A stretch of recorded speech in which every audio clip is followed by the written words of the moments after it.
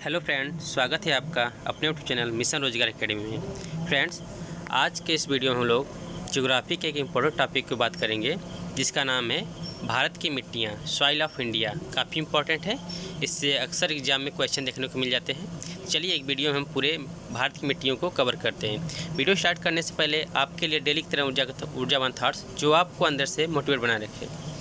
बदल जाओ वक्त के साथ या फिर वक्त बदलना सीखो। बदल जाओ वक्त के साथ या फिर वक्त बदलना सीखो। मजबूरियों को मत कोसो, हर हाल में चलना सीखो। कहने का मतलब है कि आप निरंतर प्रयास करते रहिए। जो भी परेशानियां बाधाएं आ रही हैं उनको अनदेखा कर दीजिए, आगे बढ़ते रहिए। चलिए इसी के साथ हम स्टार्ट करते हैं भारत की मिट्टियों के बारे में। भारतीय कृषि अनुसंधान परिषद ने भारत की मिट्टियों को 8 वर्गों में बांटा है। कौन कौन से हैं? नंबर 1 जलोढ़ मिट्टी, काली मिट्टी, लाल एवं पीली मिट्टी, लेटराइट मिट्टी, पर्वतीय मिट्टी, मरुस्थलीय मिट्टी और लवड़ी मिट्टी। 8वां नंबर पीट या जैविक मिट्टी। तो 8 प्रकार की मिट्टियां भारत में पाई जाती है। जलोढ़ मिट्टी, काली मिट्टी, लाल एवं पीली मिट्टी, लेटराइट मिट्टी, पर्वतीय मिट्टी, मरुस्थलीय मिट्टी, लवड़ी मिट्टी, पीट एवं जैविक मिट्टी।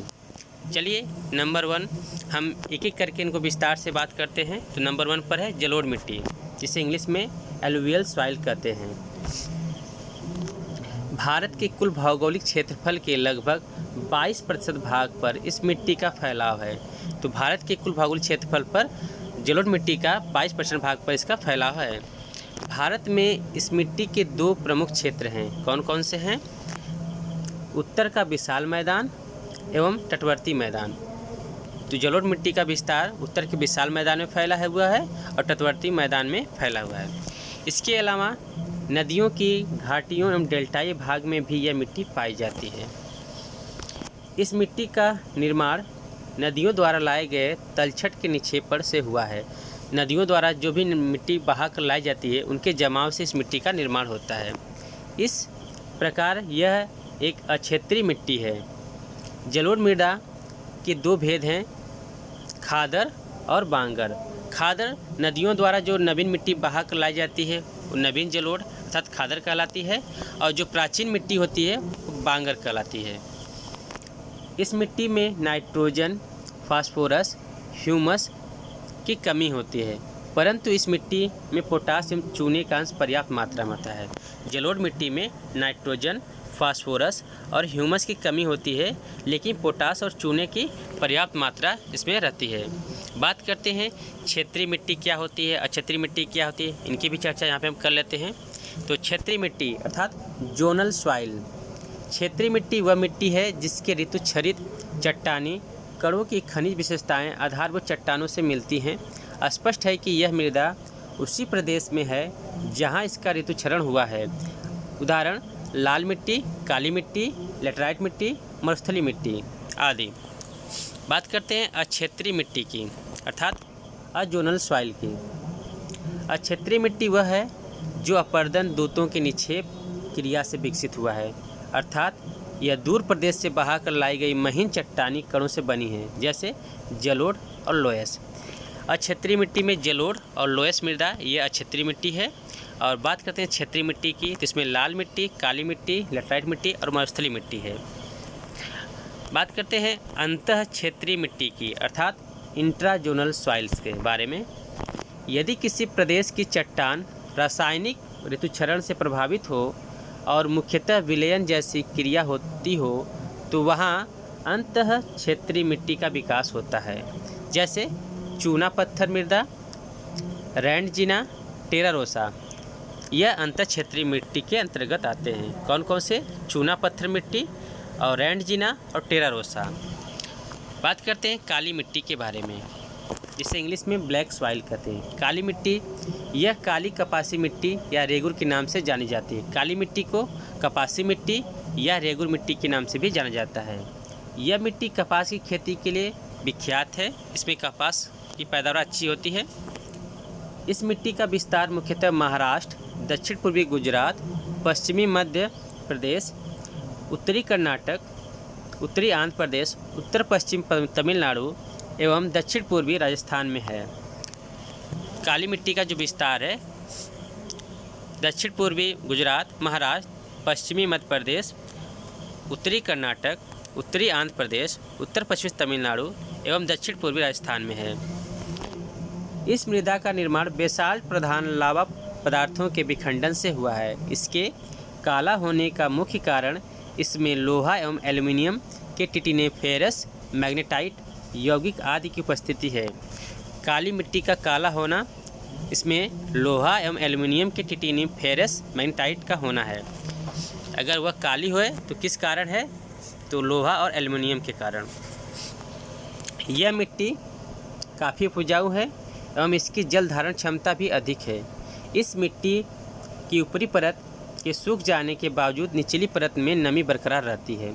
यह मिट्टी गीली होने पर काफ़ी चिपचिपी हो जाती है और सूख जाने पर सिकुड़ने के कारण इसमें लंबी लंबी गहरी दरारें पड़ जाती हैं। इस मिट्टी में लोहा, एल्युमिनियम, मैग्नीशियम एवं चूने की अधिकता होती है। काली मिट्टी में लोहा, एल्युमिनियम, मैग्नीशियम एवं चूने की अधिकता होती है, परंतु नाइट्रोजन, फास्फोरस एवं जैविक पदार्थों की कमी होती है। काली मिट्टी एक क्षेत्रीय मिट्टी है। अभी इसकी हमने चर्चा किया क्षेत्रीय मिट्टी क्या होती है और क्षेत्रीय मिट्टी क्या होती है। नेक्स्ट है लाल एवं पीली मिट्टी। यह भी क्षेत्रीय मिट्टी है। लाल एवं पीली मिट्टी, रेड एंड येलो सॉइल्स। इसका निर्माण ग्रेनाइट, आग्नेय चट्टान एवं नीस अर्थात रूपांतरित चट्टान के विखंडन से हुआ है। यह एक क्षेत्रीय मिट्टी है। ये मृदाएं अपेक्षाकृत बलुई और लाल पीले रंग की है। लोहे के ऑक्साइड के मिले होने के कारण ही इनका रंग लाल होता है, लेकिन जल योजित रूप में ये पीली दिखाई पड़ती हैं। मतलब जल में डूबी रहती हैं तो यह पीली दिखाई पड़ती हैं। प्रायः इनका ऊपरी संस्तर अर्थात परत लाल तथा निचला संस्तर अर्थात परत पीला होता है। तो इनकी जो ऊपरी परत होती है वो लाल और निचली परत पीला दिखाई पड़ता है।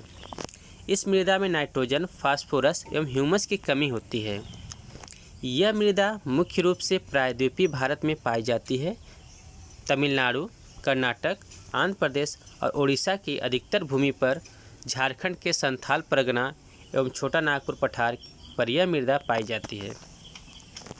इस मिट्टी में मुख्यतः मोटे अनाज, दलहन एवं तिलहन की खेती होती है। बात करते हैं लेटराइट मिट्टी की। Laterite soil. इस मिट्टी का निर्माण आर्द्र एवं शुष्क मौसम के वैकल्पिक रूप से आने के कारण होता है। यह मिट्टी सामान्यतः 200 सेंटीमीटर से अधिक वर्षा वाले क्षेत्रों में पाई जाती है। अधिक वर्षा के कारण लेटराइट चट्टानों पर अपक्षालन होता है, जिसके फलस्वरूप बालू एवं चूने के अंश रिस कर इसके नीचे चले जाते हैं एवं मृदा के रूप में लोहा एवं एल्युमिनियम के यौगिक बच जाते हैं। यह मिट्टी मुख्य रूप से पूर्वी एवं पश्चिमी घाट पर्वत, राजमहल के पहाड़ी क्षेत्र, केरल, कर्नाटक, उड़ीसा के पठारी क्षेत्र, छोटा नागपुर के पठार एवं मेघालय के पठार पर पाई जाती है। इसका सर्वाधिक विस्तार केरल राज्य में है। यदि क्वेश्चन बनता है कि लेटराइट मिट्टी का सर्वाधिक विस्तार किस राज्य में है, तो केरल राज्य में है।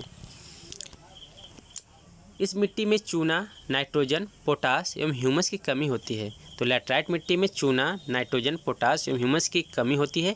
चूने की कमी के कारण यह मृदा अम्लीय है और अम्लीय होने के कारण इसमें चाय की खेती होती है। यह कम उपजाऊ मृदा की श्रेणी में आती है। लेटराइट मिट्टी भी एक क्षेत्रीय मिट्टी है या क्षेत्रीय मृदा है। बात करते हैं पर्वतीय या वनीय मिट्टी की अर्थात माउंटेन सॉइल के बारे में।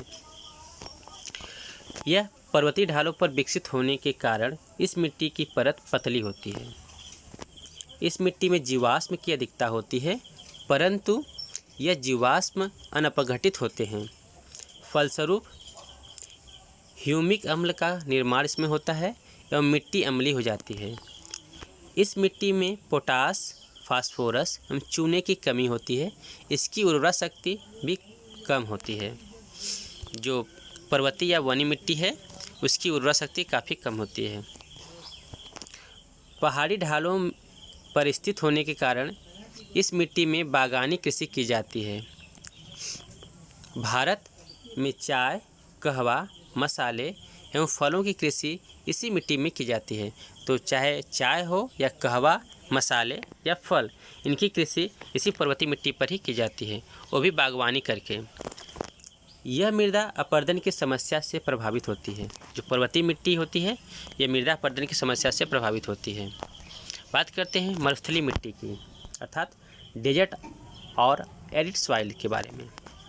यह वास्तव में बलुई मिट्टी है जिसमें लोहा एवं फास्फोरस पर्याप्त मात्रा में होता है, परंतु नाइट्रोजन एवं ह्यूमस की कमी होती है। तो मरुस्थलीय मिट्टी में लोहा एवं फास्फोरस पर्याप्त मात्रा में होता है, परंतु नाइट्रोजन एवं ह्यूमस की कमी होती है। लगभग आप सभी मिट्टियों में देखेंगे तो उसमें ह्यूमस की कमी ही होती है। यह एक अनुर्वर मृदा है जो क्षारीय गुण वाली होती है। अनुर्वर मतलब कि यह उपजाऊ नहीं है और क्षारीय गुण वाली होती है। इस मिट्टी में मोटे अनाज जैसे ज्वार, बाजरा, रागी आदि तथा तिलहन पैदा किए जाते हैं। तो जो मरुस्थलीय मिट्टी होती है उसमें ज्वार, बाजरा, रागी, तिलहन आदि पैदा किए जाते हैं। बात करते हैं लवड़ी एवं क्षारीय मिट्टी के बारे में। इसे सैलाइन सॉइल्स कहते हैं। इस मिट्टी को रेह, ऊसर या कल्लर के नाम से भी जाना जाता है। इस मृदा का विकास मुख्य रूप से वैसे क्षेत्रों में हुआ है जहां शुष्क जलवायु पाई जाती है एवं जल निकास की समुचित व्यवस्था का अभाव है। ऐसी स्थिति में केशिकाकर्षण की क्रिया द्वारा सोडियम, कैल्शियम और मैग्नीशियम के लवण मृदा की ऊपरी सतह पर निक्षेपित हो जाते हैं। जो केश नली वाली संरचनाएं पाई जाती हैं उसके कारण से जो सोडियम है, कैल्शियम और मैग्नीशियम के जो लवण हैं मृदा की ऊपरी सतह पर आके जमा हो जाते हैं। फलस्वरूप इस मिट्टी में लवण की मात्रा काफ़ी बढ़ जाती है। समुद्र तटीय क्षेत्रों में उच्च ज्वार के समय नमकीन जल की भूमि पर फैल जाने से भी इस मृदा का निर्माण होता है। इस मृदा में नाइट्रोजन एवं चूने की कमी होती है। यह एक अंतर क्षेत्रीय मिट्टी है। इसका फैलाव दक्षिणी पंजाब, दक्षिणी हरियाणा, पश्चिमी राजस्थान, केरल, तट, सुंदरवन क्षेत्र आदि में है। तटीय क्षेत्रों में इस मृदा में नारियल के पेड़ बहुतायत में मिलते हैं। बात करते हैं 8वें नंबर पे पीट या जैविक मिट्टी की, जिसे इंग्लिश में भी पीटी और ऑर्गेनिक सॉइल्स कहते हैं। पीट या जैविक मिट्टी की चर्चा हम कर लेते हैं। दलदली क्षेत्रों में भी काफ़ी अधिक मात्रा में जैविक पदार्थों के जमा हो जाने से इस मिट्टी का निर्माण होता है। जो दलदली क्षेत्र होते हैं वहाँ काफ़ी अधिक मात्रा में जैविक पदार्थों के जमा हो जाने से पीट या जैविक मिट्टी का निर्माण होता है। यह मिट्टी काली, भारी एवं काफ़ी अम्लीय होती है। पीट या जैविक मिट्टी काली, भारी एवं काफ़ी अम्लीय होती है।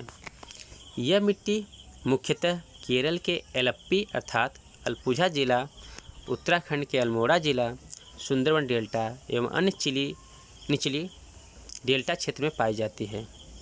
जो पीट या जैविक मिट्टी है यह केरल के एलप्पी अर्थात अलपुझा जिला में और उत्तराखंड के अल्मोड़ा में, सुंदरवन डेल्टा एवं अन्य निचली डेल्टा क्षेत्रों में पाई जाती है। तो यह रहे भारत के कुछ प्रमुख मिट्टियाँ। इन सभी के बारे में हमने डिटेल से देखा। आशा करता हूँ फ्रेंड्स यह वीडियो आपके लिए काफ़ी हेल्पफुल होगा। मिलते हैं अगली वीडियो में, तब तक के लिए bye bye. Thank you and have a nice day.